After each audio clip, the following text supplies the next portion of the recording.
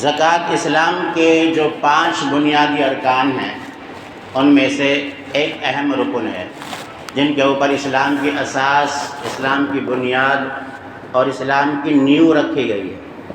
حضور پاک صلی اللہ علیہ وسلم کی وہ مشہور حدیث ہے، بنی الاسلام علی 5، کہ اسلام کی بنیاد 5 چیزوں پر رکھی گئی ہے: شہادت اللہ الہ الا اللہ وان محمد رسول اللہ، اس بات کی گواہی دینا اللہ کے سوا کوئی معبود نہیں اور محمد عربی صلی اللہ علیہ وسلم اللہ کے پیغمبر ہے، وإقام الصلاۃ اور نماز قائم کرنا، وإیتاء الزکاۃ اور زکوٰۃ دینا، والحج اور حج ادا کرنا، وصوم رمضان اور رمضان کے مہینے کے روزے رکھنا۔ یہ 5 اسلام کے وہ بنیادی ارکان ہیں کہ جن کے اوپر اسلام کی بنیاد، اسلام کی عمارت، اسلام کی بلڈنگ ٹکی ہوئی ہے۔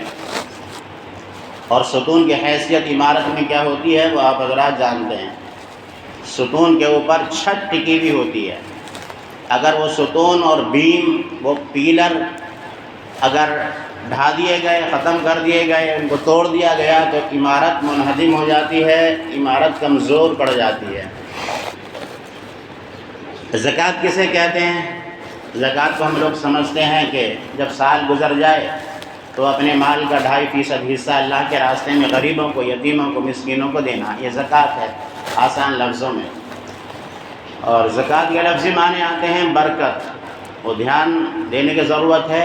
زکوٰۃ کے لغوی معنی آتے ہیں برکت، طہارت، پاکی اور بڑھوتری۔ یہ زکوٰۃ کے لغوی معنی کے اعتبار سے ایک مسلمان کے اندر شوق پیدا ہو جانا چاہیے کہ ہمیں زکوٰۃ ادا کرنی ہے، یعنی جب زکوٰۃ ادا کریں گے تو پہلی چیز برکت آئے گی مال میں۔ تو شیطان بہکائے گا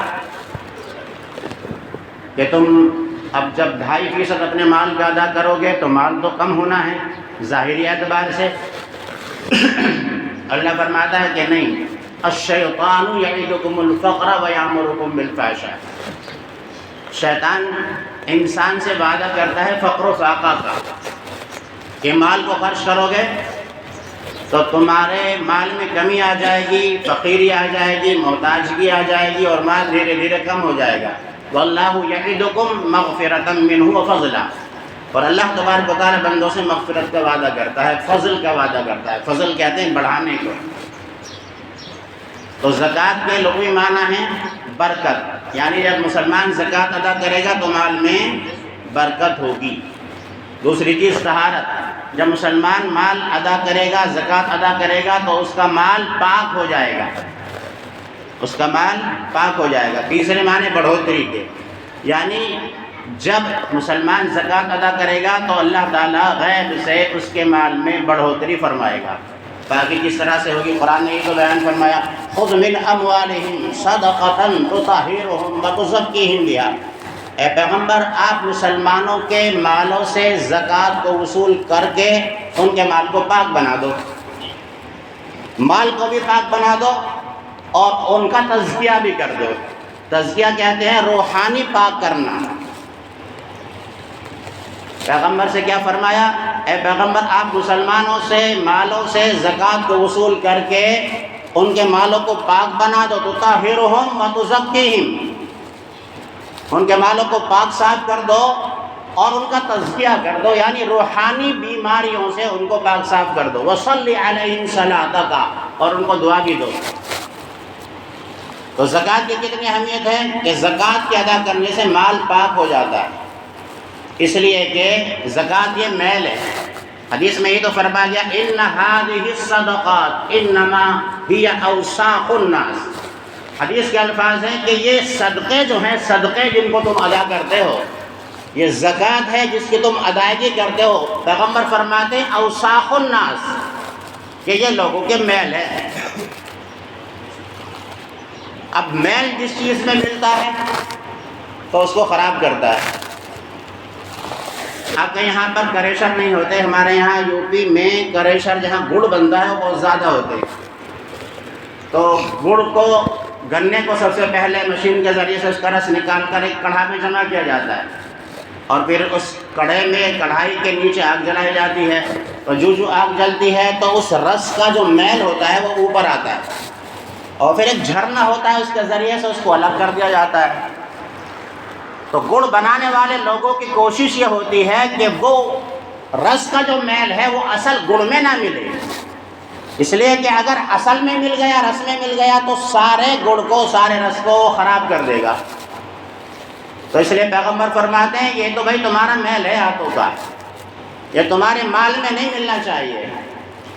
اگر مال میں مل گیا سارے مال کا ستیہ ناش کر دے گا، سارے مال کو خراب کر دے گا، تمہارا سارا مال خراب ہو جائے گا۔ علماء یہ فرماتے ہیں کہ جب انسان صاحب نصاب ہو جاتا ہے، صاحب نصاب کا مطلب آسان لفظوں میں جمعے میں 10 15 20 منٹ ہوتی ہیں، تفصیل سے بات ہو ہی نہیں سکتی، یعنی صاحب نصاب کہتا ہے کہ جس کے پاس 52.5 تولے چاندی ہو، یا 7.5 تولہ سونا ہو، یا اتنا مال تجارت ہو کہ جس میں 52.5 تولے چاندی خریدی جا سکے، یا اتنا اس کے پاس میں نقد ہے، کیش ہے کہ جس میں 52.5 تولے چاندی خریدی جا سکے، اور یہ مال ایسا ہے کہ جو اس کی حوائج اصلیہ سے، ضروریات سے فارغ ہے، اس کے اوپر کوئی قرض نہیں ہے، اور اس مال پر سال بھر گزر گیا ہے، تو اب تمہارے اوپر زکوٰۃ واجب ہے، اب آپ مالک نصاب ہیں۔ تو علماء یہ فرماتے ہیں، اور حدیثوں میں بھی اس کا تذکرہ ہے، جیسے ہی آدمی صاحب نصاب ہو گیا، جیسے ہی آدمی مالک نصاب ہو گیا تو ایٹومیٹک خدا کی فہرست میں اس کے مال میں سے 2.5% غریبوں اور یتیموں اور مسکینوں کا حصہ لکھ دیا گیا۔ اللہ نے اپنی فہرست میں لکھ دیا کہ تم صاحب نصاب ہو، مالک نصاب ہو، 2.5% جو تمہارا مال ہے، اب اس میں سے 2.5% تمہیں نکالنا ہے غریبوں کے لیے، یتیموں کے لیے اور مسکینوں کے لیے۔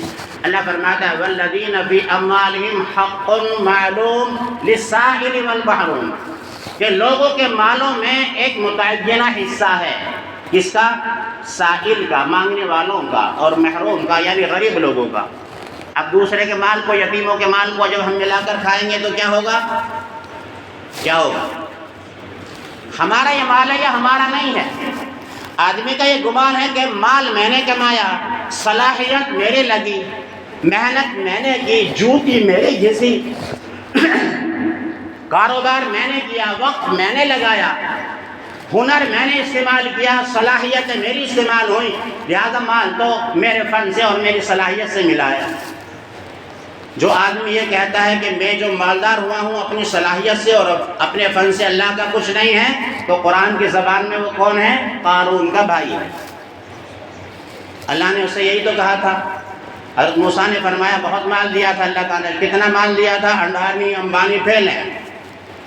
امبانی کی سمپتی کتنی ہے؟ 75 ارب ڈالر اس کی سمپتی ہے، اور قارون اس سے بھی بڑا مالدار تھا۔ اللہ تعالیٰ نے بیان فرمایا وَإِنَّ مَفَاتِحَهُ لَتَنُوءُ بِالْعُصْبَةِ أُولِي الْقُوَّةِ، کہ ہم نے قارون کو اتنا مال دیا تھا کہ اس کے خزانے کی چابیاں، اس کا خزانہ جن لوکروں میں محفوظ رہتا تھا، اس کی چابیاں طاقتور جماعت مل کر اٹھاتی تھی۔ اب 75 ارب ڈالر تو 2-3 کمروں میں بند کر دو، چابی کتنی سی ہوں گی؟ 2-3 سی ہوں گی، کوئی بھی اٹھا لے گا۔ قارون کے خزانے کی اتنی چابیاں تھیں، جن لوکروں میں اس کا خزانہ بند رہتا تھا، قرآن کہتا ہے کہ طاقتور جماعت مل کر اٹھاتی تھی، بڑی مشکل ہو جاتا تھا اس کی چابیوں کو اٹھانا۔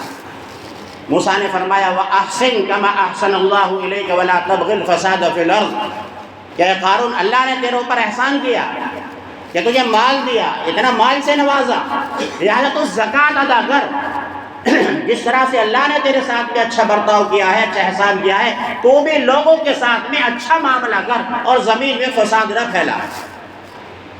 کیا کہنے لگا؟ اس طرح سے علماء جاتے ہیں بھائی آپ سیٹھ صاحب ہیں، اللہ نے بڑا دیا، زکوٰۃ دو، یہ اللہ کا احسان ہے۔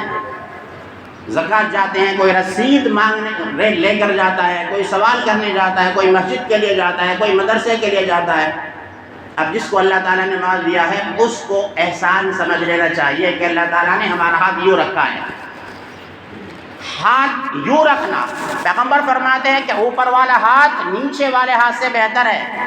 ہم اللہ کا احسان مانیں کہ اللہ تعالیٰ نے ہمارا ہاتھ اس طرح سے رکھا ہے اس طرح سے رکھا ہے، دینے والا بنایا۔